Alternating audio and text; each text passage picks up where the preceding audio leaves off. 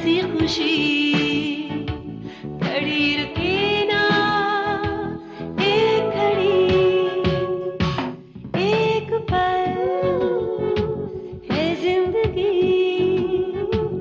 एक पल कुछ भी नहीं।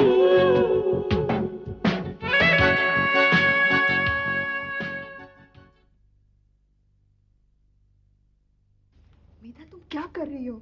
ऋषभ को तुम्हारी जरूरत है। ऋषभ से ज्यादा यहाँ के लोगों को मेरी जरूरत है रूबी। मेधा जी, आप हमारी खातिर अपने ही पति के खिलाफ हो जाएंगी। मैं खिलाफ हो चुकी हूँ। हो सकता है कि इतने सारे मजदूर जो ऋषभ मल्होत्रा पर इल्जाम लगा रहे हैं वो गलत हो, पर हो ये भी सकता है कि वो इल्जाम सही है। क्योंकि इंसानियत के प्रति मेरा फर्ज मेरे पति की तरफ मेरे फर्ज से कहीं ज्यादा बड़ा है। ये जरा सी अंगूठी नहीं है। अंगूठी को इस उंगली पर पहनती हूँ, दे दो मुझे। तुम इस अंगूठी को उसी उंगली पर पहनोगी जहां पर इसका हक बनता है, वरना इसे गटर में फेंक देना, समझी?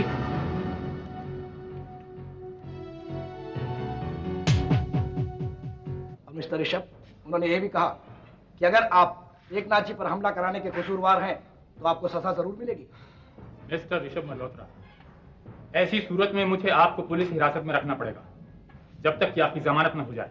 एक बार त्यागी को पता चल जाए कि ऋषभ की जान खतरे में है तो वो उस खतरे के लिए खतरा बन के पहुंच जाएगा। त्यागी का नाम जुबान पे आते ही सारी परेशानी मेरी दूर हो गई। तो फिर जल्दी से मिलके बात कर लो त्यागी से। मैं उसके पास नहीं जा सकता, इन लोगों को यहाँ शक हो जाएगा। कौन जाएगा त्यागी से मिलने? तुम्हें जाना होगा गायत्री। मुझे? लेकिन मैत्री, तुम महेन को छोड़ना नहीं। यही वक्त है उसे तुम्हारा गुलाम बनाने का। और जब चेयरमैन ऑफ मल्होत्रा इंडस्ट्री हमारा गुलाम बन गया है तो फिर मल्होत्रा इंडस्ट्रीज को अपने नाम पर कर लेने में कितना वक्त लगेगा? कुछ नहीं। Cheers.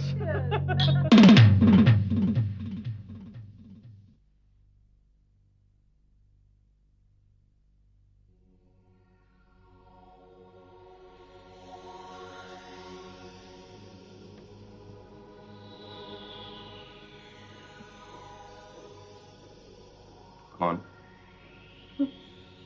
तुम्हारा कोई अपना ही होगा महेन। मैत्री, इतनी रात गए तुम क्या कर रही हो? तूफानों में घिरे हुए महेन को सहारा दे रही।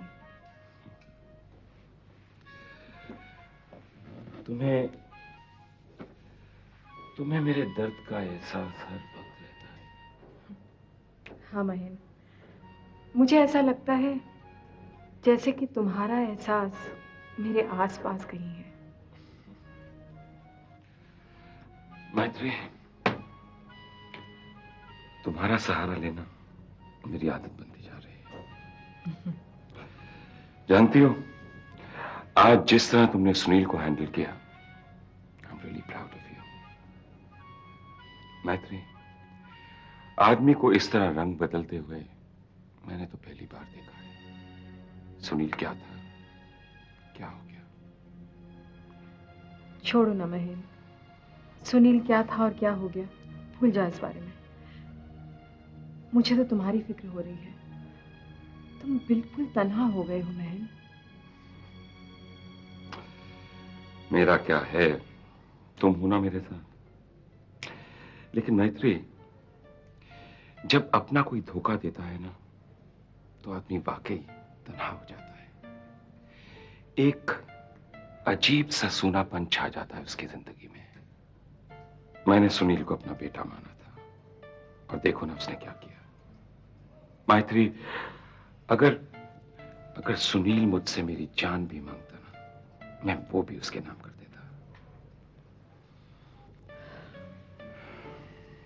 महेन, सुनील ने तुम्हें छोड़ दिया, ये उसकी बदकिस्मती है, तुम्हारी नहीं।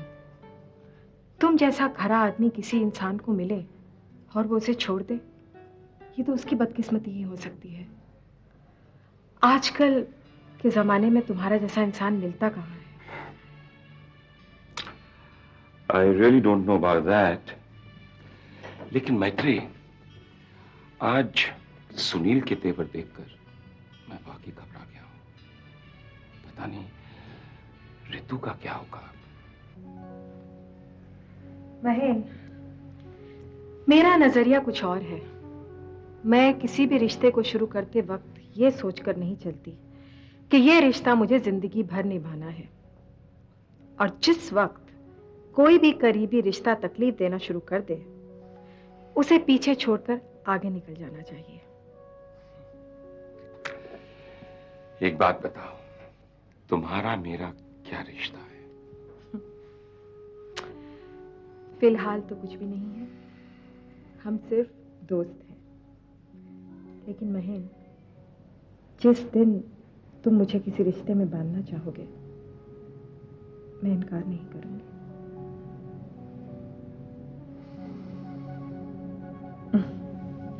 खैर, फिलहाल तो मैं ये जानती हूँ कि इस वक्त मेरे लिए मेरे दोस्त से ज्यादा जरूरी और कोई नहीं है।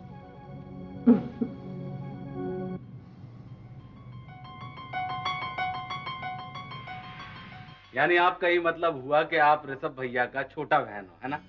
हाँ त्यागी। अहो भाग्य हमरा के आप हमरे घर के दरवाजे तक आए।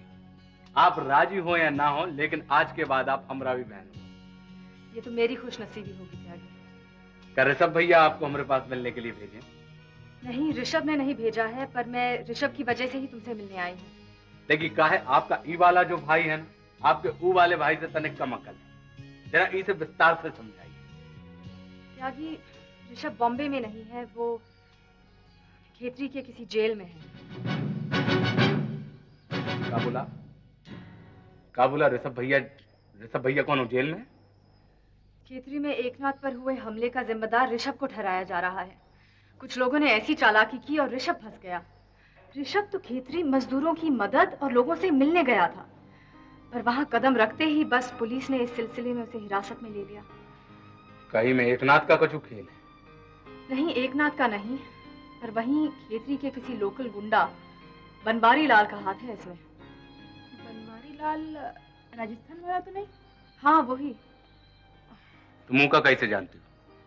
नहीं, जानती नहीं है, लेकिन हम राजस्थान के हैं तो नाम सुना है, पर देखा नहीं कभी। आप तनिक भी चिंता ना करिए, हम फौरन खेतरी जाता हूँ। दादा, हम भी अपना सामान बांध के आपके साथ ही चलता हूँ। नहीं मुरारी, तू यहीं रह के कजरी का देखभाल कर, हम अकेला ही खेतरी जाऊंगा।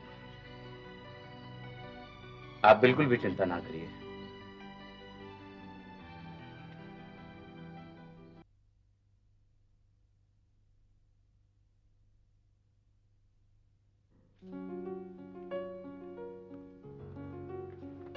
अरे, तू अंधेरे में क्यों बैठी थी? मम्मी प्लीज लाइट ऑफ कर दो, और तुझे अंधेरे के हवाले कर दूं। क्यों? क्योंकि मुझे थोड़ा सुकून मिल रहा था अंधेरे में। लेकिन तेरे अंदर ऐसा क्या अंधेरा है जो बाहर का अंधेरा तुझे अच्छा लग रहा है? ऐसी बात नहीं है मम्मी, मैं बस कुछ सोच रही थी। ऐसे बैठ के तू क्या सोचती है, तेरी माँ को अच्छी तरह से मालूम है। बता क्या परेशानी है? हाँ, सौरभ में जो बदलाव आ गया है ना अचानक, उसको देखकर मैं घबरा गई हूँ। अभी मुझे सचमुच सोचना पड़ रहा है कि सौरभ से शादी करके मैं सही कर रही हूँ या गलत। कैसा बदलाव आया सौरभ में? मम्मी, सौरभ की माँ आने वाली है, और अब वो मुझसे जैसे बिहेवियर की उम्मीद कर रहा है, वो मुझसे जो जो एक्सपेक्ट कर रहा है, वो तो मुझ में नहीं है, और ना ही मैं वैसे बनने का ढोंग कर सकती हूँ। तो बेटे, तू अपने आप को थोड़ा सा बदल ले। मैं अपने आप को बदलूं? क्यों? क्योंकि तू सौरभ से प्यार करती है, क्योंकि तेरी आने वाली खुशियों का नाम सौरभ है, क्योंकि तूने उसके लिए करोड़ों के शेयर छोड़े हैं।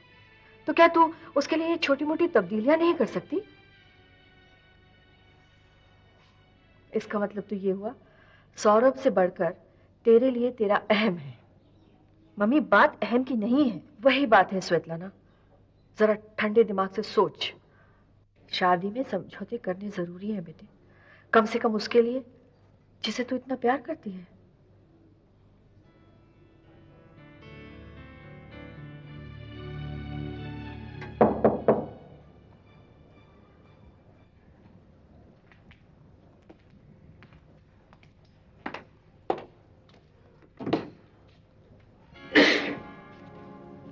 आंटी,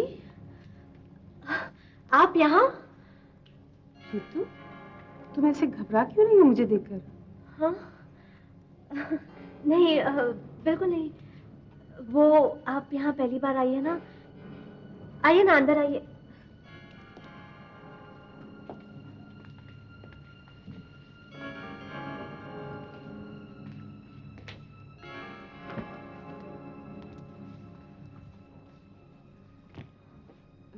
सुनील नहीं है घर में? सुनील वो अभी तक लौटा नहीं है। कहाँ से नहीं लौटा? I mean, मुझे पता नहीं वो कहाँ गया है। रितु, क्यों छुपाने की कोशिश कर रही हो? तुम्हारे चेहरे के हर हाव भाव से पता चल रहा है कि तुम्हें मालूम है कि सुनील किस दिशा में जा रहा है। आप ऐसे क्यों कह रही हैं? तुम खुद ही महसूस करो। आज शादी के बाद मैं शायद पहली बार तुम्हारे इस घर में आई हूँ, यानी अपनी बेटी से मिलने आई हूँ। और कैसे सामना हो रहा है हमारा? ऋतु, फासला अपनों के बीच भी होता है, लेकिन हम दोनों के बीच जो फासला है ना, वो सिर्फ गैरों का है। वो तो होगा ही ना। आप आई कुछ ऐसे अंदाज में जैसे गैर आते हैं, और आकर एक के बाद एक मुझ पर इल्जाम लगाना शुरू कर दिया। तो अगर मैंने तुम पे अब तक एक इल्जाम भी लगाया हो तो जरा बताना तो। हाँ? मैं समझ रही थी कि आप मुझसे क्या पूछ रही थी। सुनील नहीं है? कहाँ गया है? अब तक नहीं लौटा? कब से नहीं लौटा? वो कल शाम से नहीं लौटा। तो क्या हो गया? आदमी अपने काम में उलझ जाता है, लेकिन आपको ऐसे तंज में बात करने की क्या जरूरत है? तुम्हें मेरी बातें तंजिया क्यों लग रही मालूम? क्योंकि तुम जानती हो कि सुनील मैं कुछ नहीं जानती उसके बारे में, कुछ नहीं जानती। मुझे कुछ नहीं पता। सुन रही आप? और किसी के कहे में मैं आने वाली भी नहीं हूं। लोग आकर मेरे पति के बारे में उल्टी सीधी बातें करें तो क्या मैं मान लूंगी? ऐसा कहीं होता है? जब तक मुझ पर साबित नहीं हो जाता कि सुनील ने मल्होत्रा इंडस्ट्री के साथ विश्वासघात किया है, मैं नहीं मानूंगी, बिल्कुल नहीं। ठीक है, तो फिर ये लो फोन और मल्होत्रा इंडस्ट्री के चेयरमैन मिस्टर महेन मल्होत्रा से बात करो, फिर ये सारी बातें साबित हो जाएंगी। रितु, सच्चाई की तरफ पीठ कर लेने से सच्चाई और भी कड़वी हो जाती है। हिम्मत करो रितु और सच्चाई का सामना करो। राजा सत्य हरिश्चंद्र कहीं रहीशचंद्र मल्होत्रा तो नहीं थे। आजकल मल्होत्रा परिवार में बड़े बड़े सत्यवादी पल रहे हैं और पाए जाते हैं। कोई वकील नियुक्त हुआ माननीय ऋषभ मल्होत्रा का? नहीं।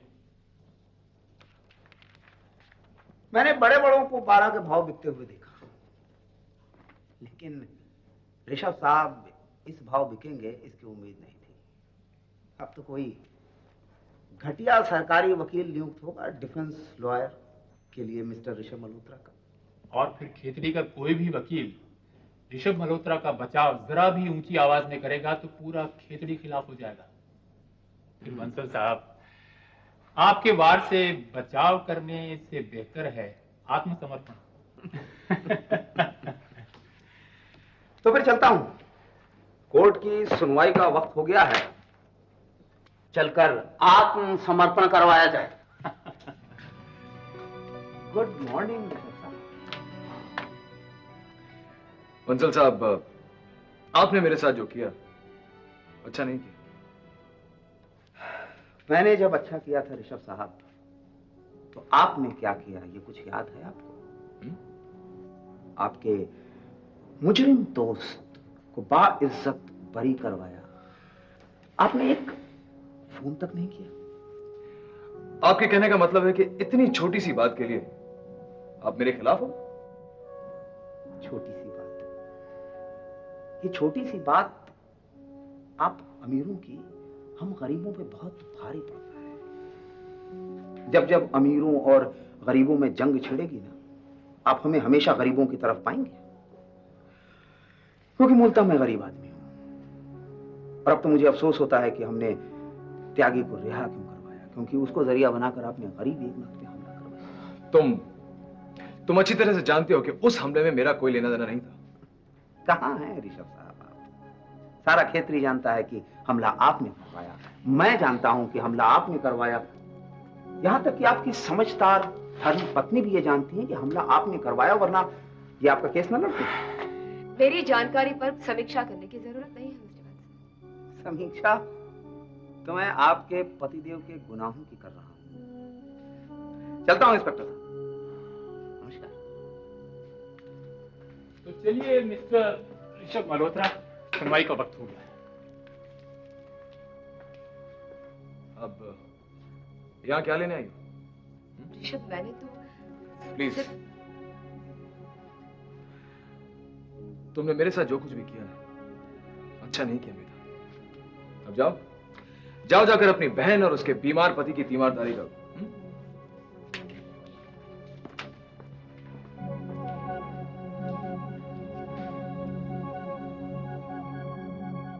सुनील, खबरदार जो तुमने मेरे घर वालों के साथ ऐसे बर्ताव किया।